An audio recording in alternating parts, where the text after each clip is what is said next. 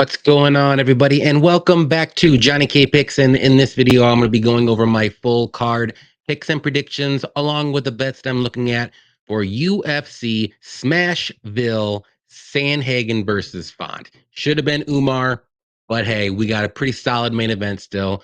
So first things first, please hit that like button for me. Subscribe if you're new, or if you just haven't yet. Turn on the notifications too, so you know when these breakdown videos pop up, when my live streams pop up, when any other videos pop up. So it's always good to hit the notification button. And also for this video, please leave a comment below on your favorite fights, your favorite fighters, who you think's going to win, who you think's going to fumble the bag this week, who your favorite bets are, all that stuff. Go ahead, throw it in the comments below. It helps my videos out a lot. Also with the like, hit that like. It's free, guys. Free. Subscribe for free. Everything's free here. So yeah, this is going to be a pretty solid card. There's only 11 fights, unfortunately. There are two fights that they could potentially add, which I will get to in a little bit. But let's go over the last night's UFC 291 real quick. Let me just pull that up here. Gaethje versus or Poirier versus Gaethje. Let's go down to the first one here. Miranda Maverick and Priscilla Cachoeira. Maverick looked great with her wrestling. We all knew Cachoeira. Her takedown defense and defensive grappling is not great, but I had the under 2.5 in this fight. I was sweating it. I thought it wasn't going to hit. And then out of nowhere, Maverick got that submission, and Priscilla tapped for us. So good win for Maverick. She looks a little bit better as of late. Well, this fight, she looked better, but we'll see what happens with the next fight. She's very up and down lately. So next one, Medic versus Selmsberger. Crazy fight early on. Selmsberger had Medic down, knocked him down, and then all of a sudden, Selmsberger tried to go down with him, and Medic either caught him with an up kick, and he didn't want to go down there anymore. I don't know why he tried to go down with him, honestly. Like, he should have just stood him back up and then try to knock him back down again, but he didn't do it. Another poor decision from Selmsberger, which he's made a lot in his other fights. I had Selmsberger in a parlay, and Medic got it done. He actually outlasted Selmsberger. It looked like he had the better cardio moving up. And yeah, maybe this is the division for Medic. We'll see what happens here. I don't know. He looked decent. I mean, he made his mistakes, but I mean, he's still a good prospect, and he's very dangerous, as you can see. Jake Matthews versus Darius Flowers. This was just a mismatch from the beginning. Matthews got it done very easily by submission.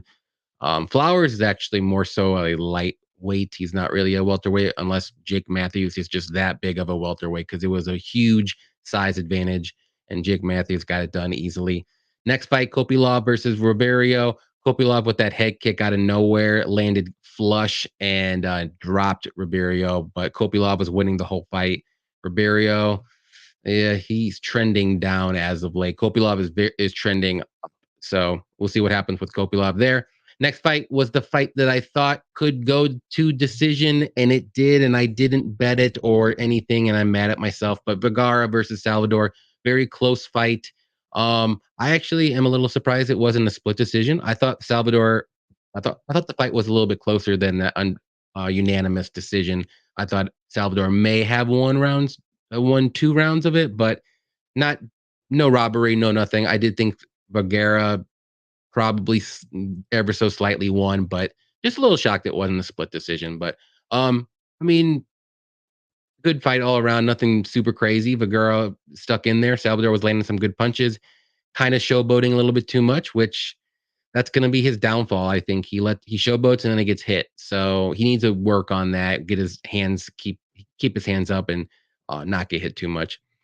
Next fight, Bonfim versus Giles. Bonfim is the real deal, I believe. Gabriel is the better of the Bonfims, and he showed it here again. He's nasty with his submissions. He's got good boxing, good striking, which we've seen a little bit of, but then he knew he can wrap up a guillotine, and he shot for it and got it early, and that's what he does. He gets these chokes in early when they're all fresh and dry, and you can't get out of them. So Bonfim's legit, and I want to see who he's fighting next, because he's a problem. Holland versus Chiesa.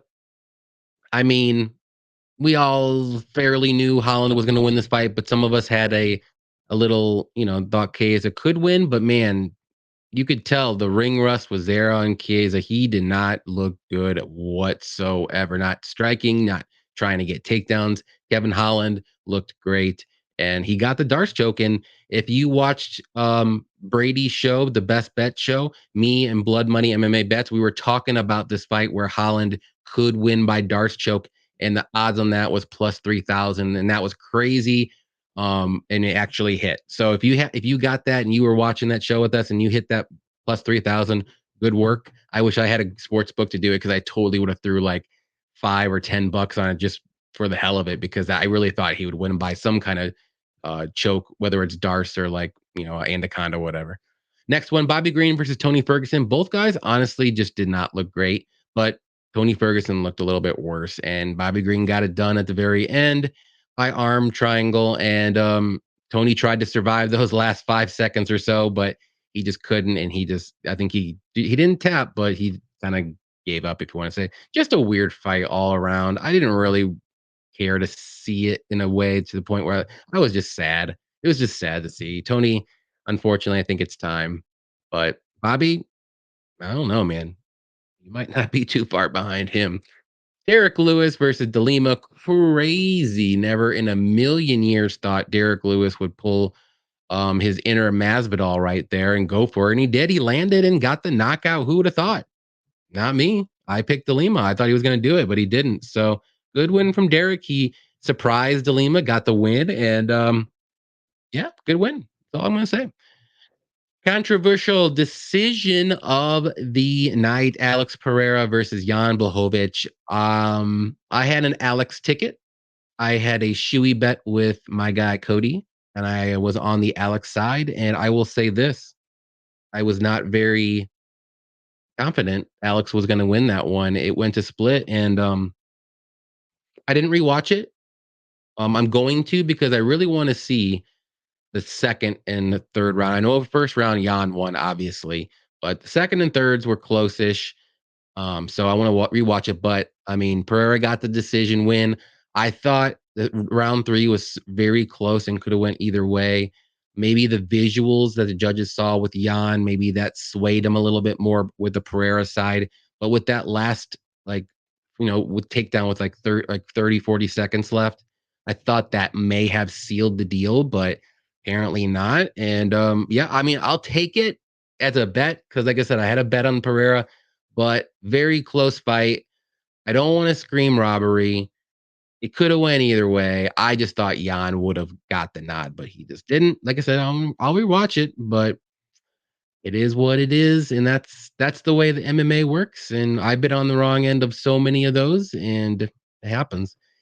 Another crazy fight: Gaethje versus Poirier. Gaethje with that crazy. I don't even want to say crazy. Let me retract that. Gaethje with that head kick that Dustin didn't see, which wasn't even that sneaky. Went around his guard. He actually had his hand up by his ear, but it went behind his head and it freaking landed, and he dropped like a sack of potatoes. So good win from Gaethje. Gaethje was looking good early. Round 1 I thought was very close. But the second round hit and Gaethje had that head kick. So it's crazy that Gaethje and the last time they were in Salt Lake, Edwards landed that head kick on Edwards, and now Gaethje in the main event landed a head kick on Dustin Poirier in Salt Lake. So that's 2 in a row for Salt Lake in the main events, head kick KOs. So pretty crazy there, coincidence. Good fight. Gaethje's moving on up. We'll see what happens with both these guys though. Good fight though until as long as it lasted. So, and with my bets, like I said, I didn't even tell you what I did for my picks. I ended up going 7-4 on the night. For my bets, I had 6 bets. I won 4 of the 6, and I won 1.58 units, in which we'll go over the bets really short, really quick here. Like I said, 1.85 unit or 1.58 right there. If you could see it, I know I have to move that up a little bit, but I had Alex Pereira, Kevin Holland money lines that hit. I had the under 2.5 in the Maverick fight that barely hit. I had the parlay of Selmsberger and Bonfim, which I'm mad at Selmsberger for looking like that in the first round. I think he could have got that finish, but he didn't, so I lost that one.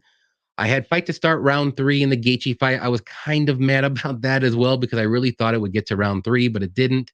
So I lost that parlay, and I hit the last parlay, which was Bonfim under 2.5. That hit easily. fight to start round 2 in the Gaethje fight. That hit too. I also had in that parlay Wonder Boy fight over 1.5 rounds.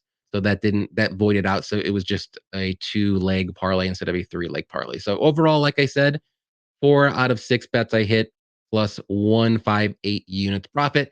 That makes 3 winning cards in a row. So we are on a roll. And that is why you keep seeing this white LFA hat, because like I said, when I first started my streak, we are keeping the same hat until I lose a card. So let's move on to UFC Smashville. Like I said, 11 fights, a lot of changes going on here. Verna, Saeed Nurmagomedov, Tagir, OSP, Umar, Steve Garcia, and Jesse Butler all had to withdraw for whatever reason. Oh, Jandiroba had a knee injury, but everybody else withdrew. All the Russians left Nashville. Don't know why. I know Umar got injured, but the other two, not sure why.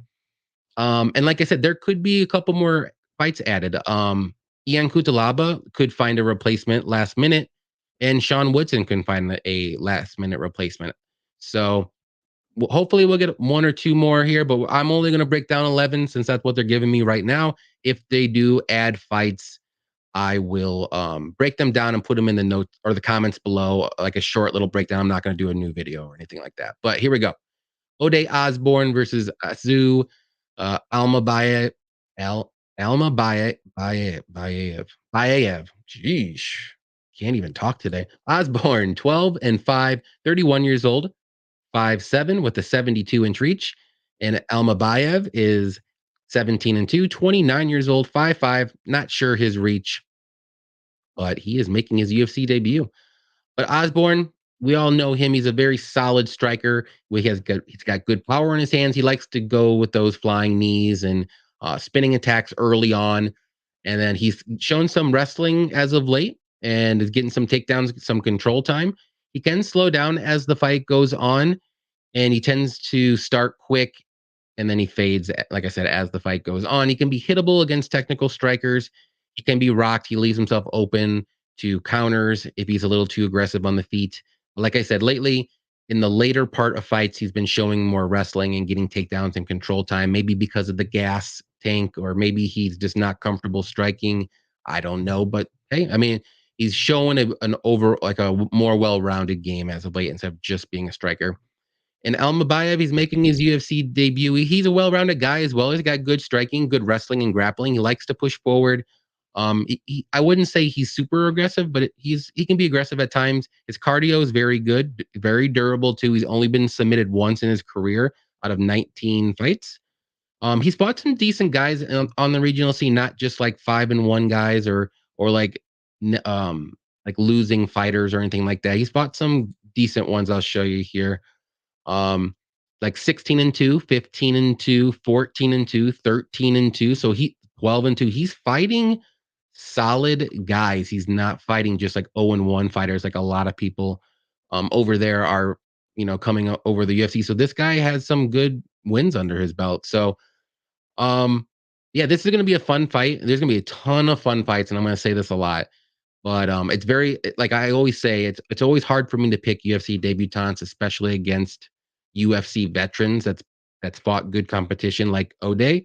But I'm gonna go with the UFC debut guy with Almabaev. I think he's gonna get it done. I think maybe the first round Ode is gonna look good, but as the fight goes on, I think Almabaev will be able to take over with his strike. He's gonna have good striking, and if he wants to take this fight to the mat, I do think he can get this fight to the mat and win this fight either by like a third round finish or a decision. So with my pick, I'm going to go with Almabaev to win by decision. I wouldn't be shocked if it's going to be like a third round, like sub or a knockout either, because Almabaev is pretty well-rounded. He can do either one.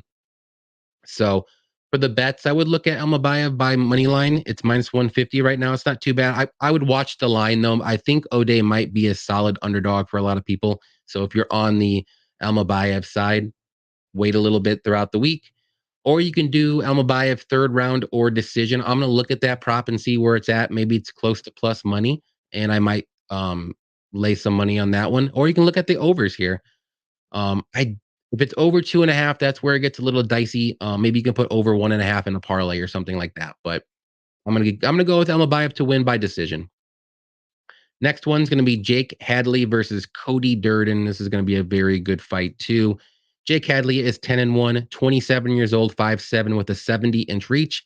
And Cody Durden is 15-4-1, 32 years old, 5'7 with a 67-inch reach. And Hadley is a very well rounded fighter himself. He's got solid striking on the feet, good power, very good BJJ and submissions, okay takedowns if he wants to use some wrestling and get the fight to the mat. But his one little red flag for me is his takedown defense. He gets taken down very easily. And when he does get taken down, he's okay with working off his back a lot. He'll stay down there in full guard. He'll try to go for submissions, and he doesn't really tend to get up as quickly as maybe he should. So that's something to think about in this fight. But he's always dangerous on the feet, and he's always dangerous if he's on his back too. So and Durden, he's taking this fight on short notice. It's not super short notice, maybe like 2 weeks or so. He's a very good wrestler. He's got great takedowns, good cardio, okay striking. He does have some power. He does like to throw some overhand rights where he can land a pretty good shot. And then he goes right into his takedown. So he does use his striking to set up his takedowns. A little worry for me for him. He's been submitted 3 times, but they've come against really, really good guys that are really good submission artists. And I'm not saying Hadley's not, but Makayev was one, Flick was one, and I think another one was early in his career. I don't remember who it was. But he's been looking really, really good as of late. 3 wins in a row. He looked really good against Charles Johnson, taking him down a lot. Looked good against Moda as well. And I mean, JP buys, I can see that one. So he's been looking very good. He's got a little momentum coming into here too. So again, this is going to be a very great fight. And I will say Jake Hadley is probably the better overall fighter. But for some reason, I think Cody Durden gets this one done. The way that you beat Hadley is you take him down and you control him. Be safe on top, obviously, because Hadley has very good submissions off his back. But you take him down, you win the control time battle, and we've seen it in his one loss against Alan Nascimento. He's got very good wrestling and good BJJ to keep him down, and that's what he did. So I think Durden can replicate the same game plan. He's got very good cardio, like I said, and we'll see what happens here. I'm going to go with Durden as an underdog here. He's around plus 140, I believe, 145. And I think that's a solid underdog shot here. I think this fight should be a little bit closer, but I think the short notice for Durden kind of makes it a little bit wider. And also, Hadley is going to be better on the feet. So Durden does need to get this fight to the mat. If he doesn't, I think Hadley will win this one. But I have a weird, funny feeling that Durden's going to get those takedowns, control him, and win a 29-28 decision. For the bets, though, you can do Durden money line as a dog. You can do the overs here. You can do a Hadley by inside the distance if you think he's going to win. Like I said, Durden's been submit 3 times. So that's something you can think about here. But give me Durden. I think he's going to pull off the upset here. Next one's going to be Billy Q versus Damon Jackson. Billy Q is 17-5, 34 years old, 5'10 with a 70-inch reach. And Damon Jackson's 22-5-1, 34 years old, 5'11 with a 71-inch reach. So we all know who uh, Billy Q is. He's a well-rounded fighter, solid striking, throws tons of volume, good grappling, fantastic cardio. He likes to push forward, grind out his opponents, wear them down, out cardio them. He's very durable. He can be hittable on the feet against technical strikers, and he can be taken down as well, but he always works to get himself back up. He doesn't just stay down there, and he has a very good get up game. Damon Jackson, he's a very good wrestler, very good grappler. He's got good submissions when he's on top. Striking is just okay. He mainly uses it to set up his takedowns. Um, he does have good wrestling. His takedowns, though, they're not amazing, but he gets the job done. It might take him a couple times or up against the cage a little bit, and then he gets them.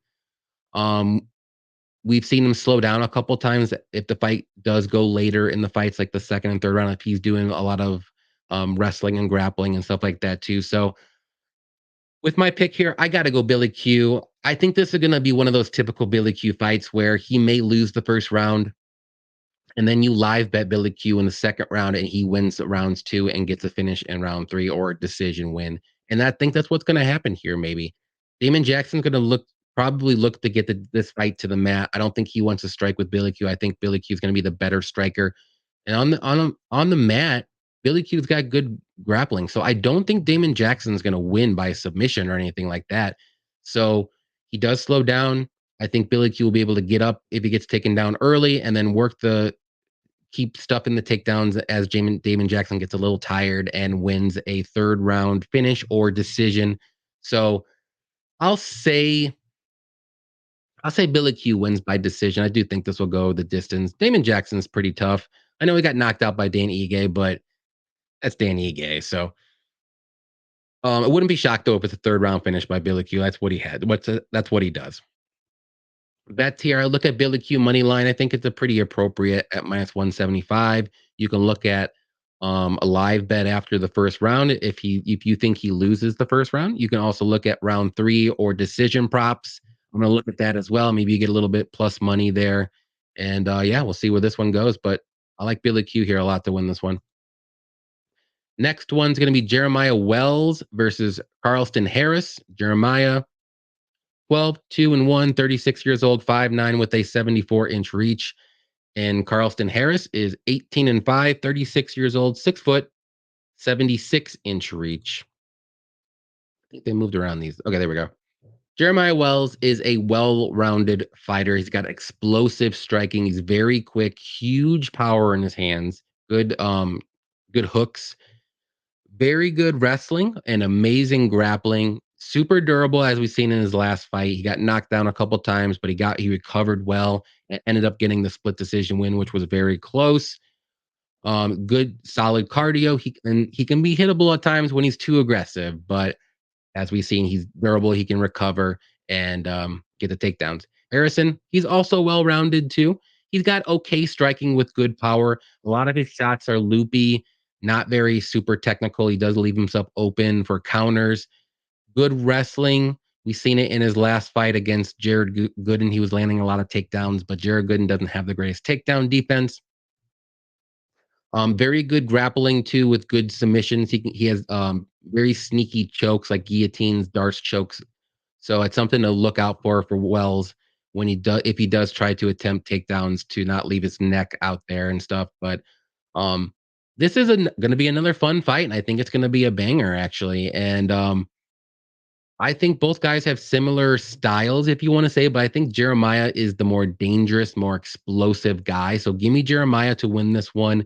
I think he's going to use the wrestling, maybe get some takedowns if he needs to. But I think on the feet, though, I think that's where he's going to have more advantage. He's going to be quicker, more explosive, better striking. And if he does get caught, I think he can take the shots. And I don't think Harris can take Jeremiah's shots too well. Maybe one, but a couple big shots, I think Harrison's going down.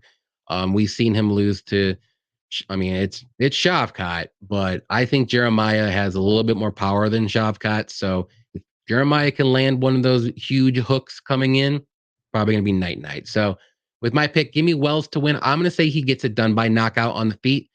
If he does use his wrestling, I think it'll be more so a decision win, but I'll say Wells by knockout. Bets, you can look at Wells' money line. You can look at inside the distance if you think he can get the sub or a knockout or just a knockout prop. You can look at the unders. Both guys are dangerous to finish. So just I don't think Wells has been finished in his career.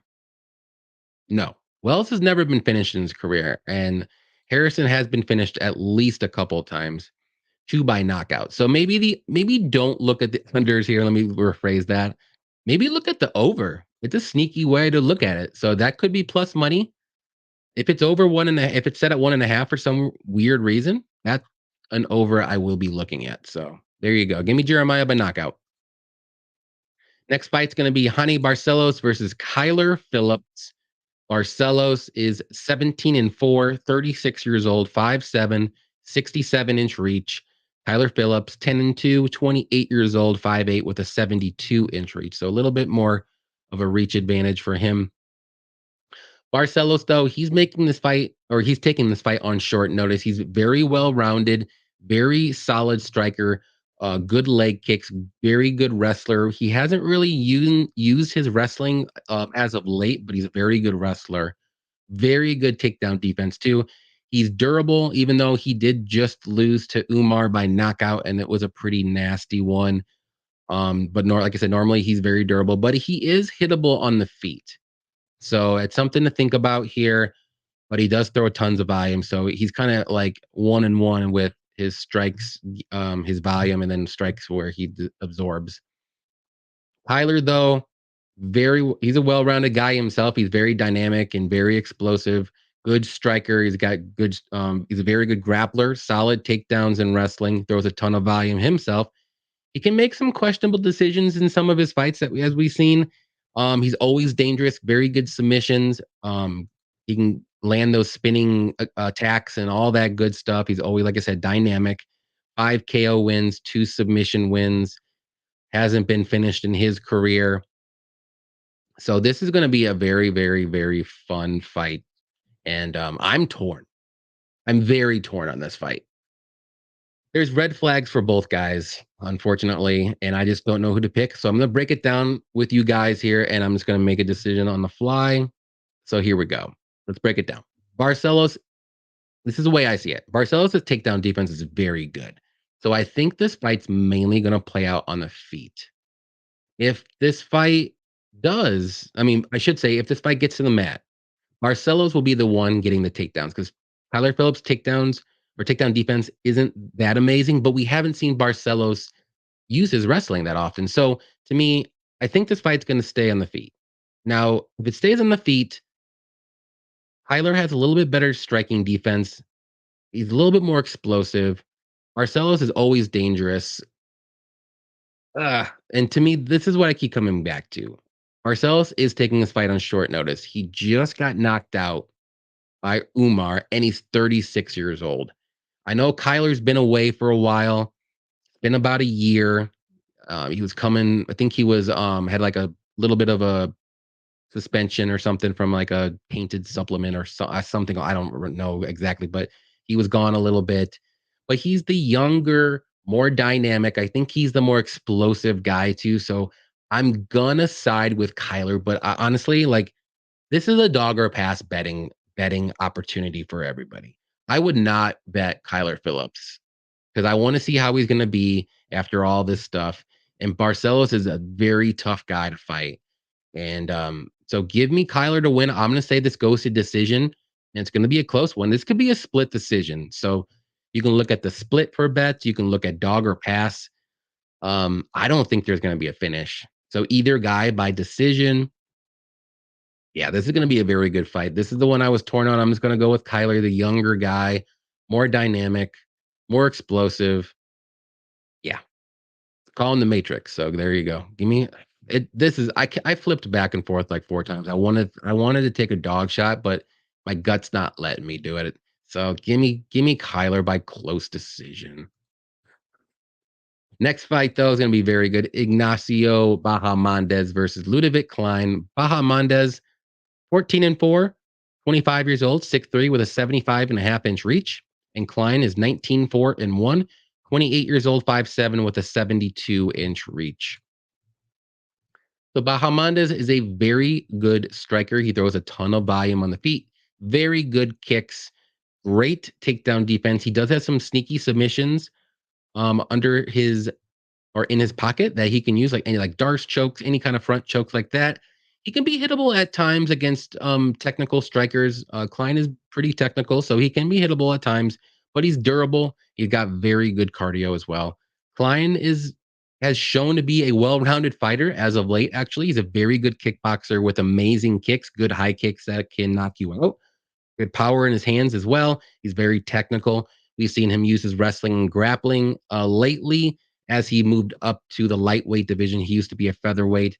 We've seen him slow down in some fights lately, but as he moved up to lightweight, his cardio's looking a little bit better than usual in the featherweight division. He does leave himself open for counters every now and then if he gets a little too aggressive. So it's something to look at in this fight. But again, another fun fight. Both guys are very talented strikers, but I'm going to go with the much bigger guy and the younger guy here to get it done. I mean, they're both young, but I'm gonna go with the more younger guy too in Bahamondes to get it done here. I think the reach advantage, the height advantage, which is gonna be what 6 inches of height, 3.5 inches of reach. Um, yeah, I think Bahamondes will be able to keep the fight standing and stay at range and just basically pick them apart and use some of those kicks up the middle. He can maybe potentially even land a high kick on Klein. And if Klein tries to go for some wrestling, I think he'll stuff those takedowns. Like I said, he's got very good takedown defense. So he can maybe even get like a guillotine choke or some kind of choke if Klein leaves his neck out there. So give me Bahamondes to win. I'm going to say he wins this one by decision. Both guys are tough, durable. For the bets, I like Bahamondes money line at -200. I think that's appropriate. I don't think it's too wide. I'm going to watch it though as the week goes on. I mean, maybe people think Klein will be a good dog here. And I like the overs here. I'll look at the over too when that comes out. I think this fight goes over for sure. Next one's going to be a weird fight. Tanner Boser versus Alexa Camur or Kamer. Boser is 20, 10, and 1, 32 years old, 6'2", with a 75.5-inch reach. And Kamer is 6 and 2, 27 years old, 6'1", 74-inch reach.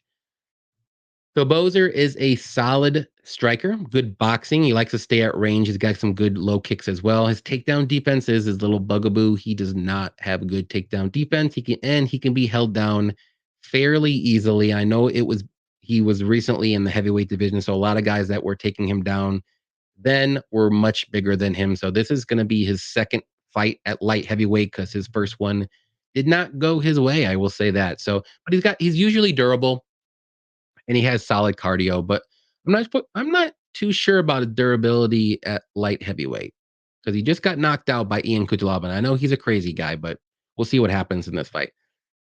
Kamer, solid striker. He's got solid wrestling and grappling if he wants to use it. Hasn't fought in 2 years though, so that's a little red flag. He fought against Nicolau. He looked good in that fight. It could have went either way. It was a split decision, so something to think about there. Um, Good cardio as well. He hasn't really fought the best guys with the most experience in those 8 fights. Like a lot of them have been like, yeah, like guys that are like 9-2, 4-0, 4-1, 2-0, 0. Like he's not fighting really crazy competition here. Lost to William Knight, lost to Nikolai. So this is just a weird fight. Both guys have red flags, and honestly, this is one this is one of the fights that I'm really not super jacked for. But I'm a little torn on this fight as well. Like I think logically, I think a lot of people are gonna pick Boser, but if you really dive into this fight can go either way. And I think if Kamer comes in, uses some wrestling, and gets some takedowns and control, I think he could win this fight. And I mean, it's always a red flag to see this guy hasn't fought in 2 years, but he's 27 years old. So he hasn't fought since he was about 25, 26 years old. You would think he's going to make some improvements. And Boser's not really that great, I will say. So I'm going to take a shot here. And this is a weird shot, but I'm going to say Kamer wins this one. I think he can get those takedowns, even I know I haven't seen him in 2 years. I think he can get those takedowns on Boser. And I think he can get the control time if he needs to. On the feet, it actually might be fairly close. And I'm not sold on Boser being at a light heavyweight, I'll be honest. So I think he looks a little slow. And he was always had the speed advantage in the heavyweight division, but I don't think he's gonna have a speed advantage anymore. So give me Kamer to win. I'm gonna say by decision. Both guys are durable. This could be a sloppy fight as well. So I'll say Kamer by decision. Bets. The only bet that I would do, dog or pass here if you want to bet, or maybe look at the overs. Both guys are durable. I mean, Boser did lose to Ian Cutelaba, but I'm not saying Kamer has that kind of power early on. And normally, like, you know, Boser's losing to heavyweights by split decision, unless you're talking about OSP, which there you go. That's all I'm going to say about that. Give me a dog shot here at Kamer by decision. Next one's going to be Gavin Tucker versus Diego Lopes. And Gavin Tucker is 13-2, 37 years old now, 5'6", with a 66-inch reach. Lopes is 21-6, 28 years old, 5'11", with a 72-inch reach. It's going to be another great fight.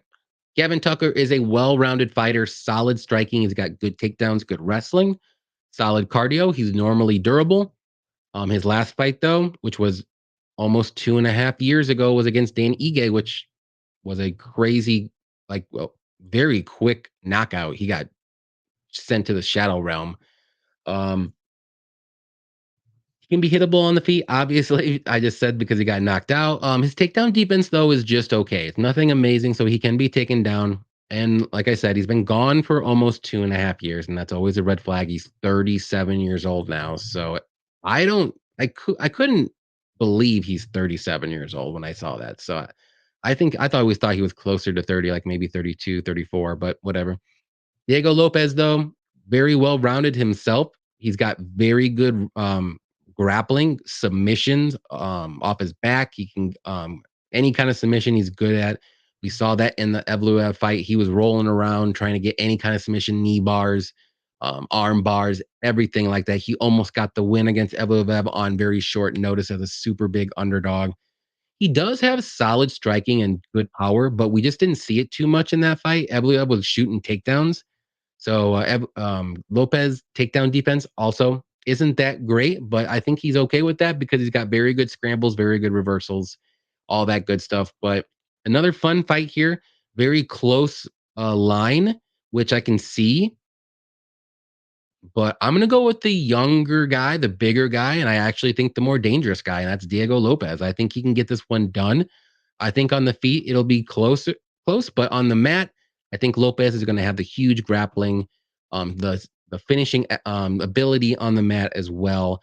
And I do think this fight does get to the mat one way or another. Maybe Lopes actually shoots for a takedown and gets his fight to the mat later in the fight and goes for a submission. Maybe gets like a rear naked choke or maybe an arm bar or something like that. Or if Gavin Tucker shoots for a takedown, Lopes is very good off his back, a whole bunch of submissions that he can use. So I don't think it's a good idea for Tucker to take this fight to the mat. I think he should keep it standing. And I think Lopes is actually pretty good on the feet too. So give me Lopes to win. I'm going to say he gets that submission as the fight goes on, maybe second or third round. Bets, though, I would look at the money line for Lopes, minus 130 range right now. I think that's solid. I'm going to watch that line, see if it drops. I think a lot of people are going to be on the dog with Tucker here. So I'm going to watch that line. You can look at Lopes inside the distance or submission. Or I wouldn't really look at the under or over in this fight. I could see it go either way. But if you're on the Tucker side and you maybe look at the over, but I don't think Tucker is going to finish Lopes. I think Lopes is the one that's going to be a finish here. So yeah, give me Lopes to win this one. I'll say by submission. Next one, again, very fun fight. Justin Jacoby versus Kennedy and Nzechukwu. Can't even say that one, but it is what it is. Jacoby, 18-7 and 1, 35 years old, 6'3", 76-inch reach, and Kennedy, 12-3, 31 years old, 6'5", with an 83-inch reach. This guy is massive, as we all know.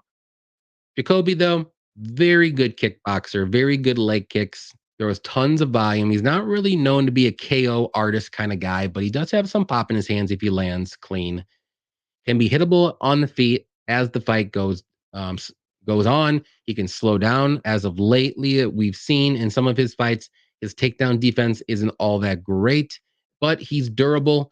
Like I said, cardio is okay, but he does slow down a bit. And in his last couple of fights, this fight I thought he won the Khalil Roundtree fight, but this one he kind of gassed out, and Asmat was doing very well in the third round. So Kennedy, though, massive dude.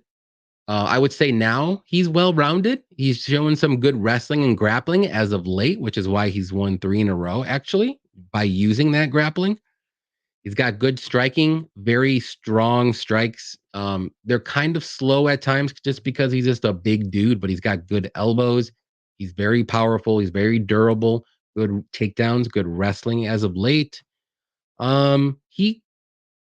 I wouldn't say he slows down as the fight goes on. He's always in the fight, whether you think he's down and out I don't know if he's playing possum or what, but then he comes back out of nowhere, gets some good elbows in. He's very good in the clinch, good knees, and other than that weird elbow from Daun Jung or Young, I mean, he's good. Like he's durable. So this is, like I said, another good fight. Both guys, I think this is a very good matchup.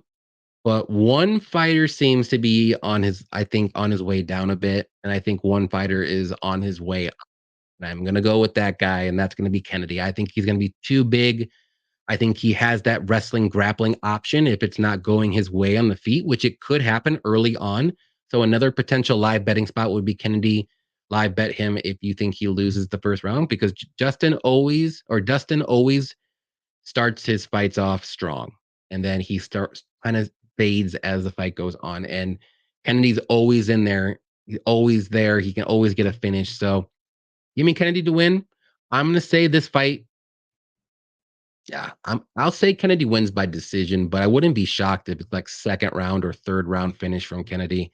Maybe a sneaky submission, maybe ground and pound, maybe like some elbows, something like that when he's on top, if he does get this fight to the mat. So I just think Kennedy has more ways to win. And I think Jacoby's only way, honestly, is to win by decision. So give me a Kennedy to win, and I'll just say by decision. Bets, though, you can look at Kennedy money line around minus 140, minus 150. Inside the distance for Kennedy, I'll be looking at that as well. Third round or decision prop would be good for Kennedy as well. And yeah, if you think this fight will go over, you can look at the over too. Both guys are durable. Co-main event is going to be Jessica Andrade versus Tatiana Suarez.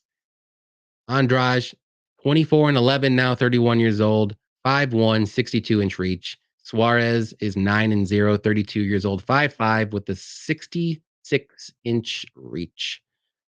So Andrade is taking this fight yet again on short notice, and she literally has taken 3 or 4 fights that I can think of recently on short notice, and I don't know why she keeps doing it, because it hasn't really been working in her favor. But anyways, this is going to be at strawweight. She likes to bounce up from flyweight to strawweight, so this one's going to be at strawweight. Very powerful striker. She's always super strong. She's normally durable, except in her last fight, she got rocked by Yan Xiaonan. She's got okay wrestling and takedowns, but she hasn't really used too often. Her takedown defense is just okay, but if she's on her back and she gets taken down, though, she does not do good at all. And she tends to get finished, whether it's by ground and pound or submission. And that's something to look at in this fight, because we have Tatiana Suarez we're talking about here, who is a very, very, very good wrestler with very, very, very good takedowns, good cardio. She's good when she's on top, good control, good submissions as well. She's striking is just okay, but she definitely wants to get this fight to the mat. I mean, that's her bread and butter. So why change it now? She's not going to mess around in this fight. She's going to use her wrestling. Let's be honest. So to me, this is Suarez's fight to lose all day. If she's one of, if not the best wrestlers in the strawweight division, maybe in all of women's MMA. So she's a very, very good wrestler. And once you take down Andrade, I think Suarez is going to get a submission eventually, or ground and pound like a crucifix or something like that. So with my pick, give me Suarez to win by inside the distance for sure. I'll say second round submission, but I wouldn't be shocked if it's a ground and pound or something like that. It's going to be on the mat though, so probably want to lean towards submission. Um, if she can't get the takedowns though, for some reason, I mean, Andrade is always live for a knockout. That's just who she is, and see what happens. But that's though, you can look at Suarez as a parlay piece. I think that's a safe one. You can do Suarez by inside the distance. You can look at by submission. You can look at the unders in this fight. It covers both bases just in case. We'll see what that's set at. And yeah, if you can get the under in this fight, under 2.5, at close to plus money, I'm going to probably play that. I will be honest. Main event time, we got Corey Sandhagen versus Rob Font, which should have been Umar Nurmagomedov, but it's all good. Corey Sandhagen is 16-4, 31 years old, 5'11", with a 70-inch reach. Rob Font is 20-6, 36 years old, 5'8", 71.5-inch reach. So Corey Sandhagen is a very good striker, very technical, throws tons of volume, likes to stay at range at times, but he does mix in those elbows and flying knees, those spinning kicks, all that fun stuff that everyone likes to see. He does have very good grappling as well. He's durable and he's got very good cardio. Um, there are times, he can be hittable, but like I said, more times than not, he has good striking defense too. Font, though, is taking this fight on short notice, about a week or two, probably closer to 2 weeks. He's a very good boxer, though. He's got a very good jab. He's not really a huge KO guy. I know he just knocked out Yanez 2 months ago, but Yanez was getting a little reckless and he got caught. So Font, though, he's normally not, like I said, not the KO guy. He's gonna pick you apart with his jab and win usually by decision. But he's durable as well. He's got very good cardio. He does have some decent wrestling and grappling he can use, but this fight's probably going to play out on the feet, so I'm not going to really go too crazy into that. But um, Font is a solid replacement for this fight. I was really looking forward to Corey versus Umar, I will say, but I think Corey wins this fight. I think he's better everywhere. I like his striking more. He's more dynamic. He can mix it up with the like I said, with the flying knees and the elbows. He stays at range very well. Very good kicks. I mean, Font does kick every now and then, but he's more so just a boxer. But Corey's just more of a complete striker, if you want to say. Both guys are durable with great cardio, but I do think Corey will outstrike Font and win this fight by decision. I mean, it's going to be a fun fight to watch for sure. Very technical fight. But I got to go with Corey to win this one. I'm very confident he wins this one. Bets, you can look at money line for Corey. I think it's a good parlay piece. You can look at each guy by decision because I do think this fight will go over or to decision for 5 rounds. And yeah, that's what I would do for that bet. So this is going to be a fun card. Like I said, I hope a couple fights are added because I am going to this fight card live and I will watch everything. So I want more fights when I'm there, especially. And I last time I went, it was UFC Austin. UFC Austin was amazing. It's very hard to follow up that card, but this one I think has a potential to. I do see a decent amount of finishes in this one. There's a lot of bangers in this one, a lot of close fights. So hopefully everything goes well. We can add another fight or two. But again, thank you everybody for watching. If you enjoyed my video, please hit that like button. Please leave some comments below. Subscribe to me if you're new or if you haven't yet. Me and I'm thinking Corey's saying me and Cody from Blood Money MMA Bets. We are going to do our live show this Thursday, 6 p.m. Central, 7 p.m. Eastern time. So definitely tune in for that. We're going to have no Saturday show this week because me and Cody are going to Nashville. We're going to be there live on the 7th row on the floor. So if you are going to Nashville, hit one of us up. Maybe we can meet up there, have a drink, talk for a little bit, take some pictures, all that good stuff, whatever you guys want to do. It's all cool. But yeah, I hope everybody enjoys the fights, wins all their bets like usual. And like I said, I think it's going to be a fun one. So until next time.